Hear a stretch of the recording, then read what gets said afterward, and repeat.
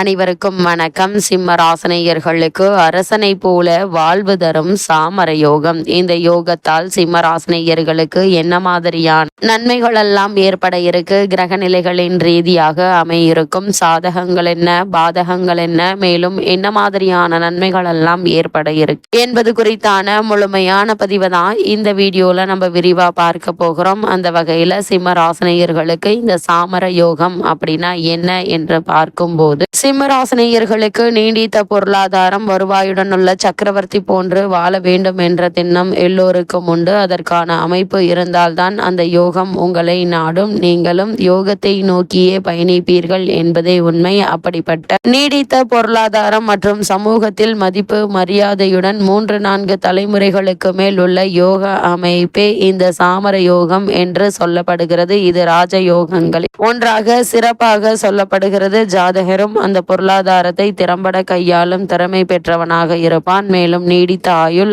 ஆரோக்கியம் உள்ளவனாகவும் இருப்பான். பாமரனாக இருந்தாலும் சாமர யோகம் உயர்வு தரும் என கூறப்படுகிறது. அந்த வகையில் இந்த சாமர யோகத்திற்கான அமைப்புகள் என்ன என்று பார்க்கும்போது, பிறப்பு ஜாதகத்தில் லக்னமானது சூரியனிலிருந்து 6 பாவத்திற்குள் இருக்க வேண்டும். அதாவது ஜாதகர் பகல் பொழுதில் ஜனனம் அடைந்திருக்க வேண்டும். சந்திரன் வளர்பிறை சந்திரனாக இருக்க வேண்டும். அதாவது சூரியனுக்கு 2, 3, 4, 5, 6 ஆகிய இடங்களில் சந்திரன் இருப்பதும், மேலும் ஜாதகர் எந்த லக்னத்தில் ஜனனித்தாலும் லக்னாதிபதி உச்ச அமைப்பை பெற்றிருக்க வேண்டும். உங்கள் லக்னத்திற்கோ அல்லது லக்னாதிபதிக்கோ கேந்திரம் என சொல்லக்கூடிய 1, 4, 7, 10ஆம் பாவங்களில் வியாழன் இருக்க வேண்டும். இதுவே சாமர யோகம் என சொல்லப்படுகிறது. இந்த யோகத்தின் பலன்கள் என்ன என்று பார்க்கும்போது, நீண்ட ஆயுளை தரும் அமைப்பாக உள்ளது. கௌரவம் மற்றும் சமூகத்தில் தனித்துவமாக விளங்கும் அமைப்பாகவும் எப்பொழுதும் முன்னேற்றத்தை நோக்கி பயணிக்கும் அமைப்பையும் தருகிறது. ஆளும் அதிகாரத்தையும் அல்லது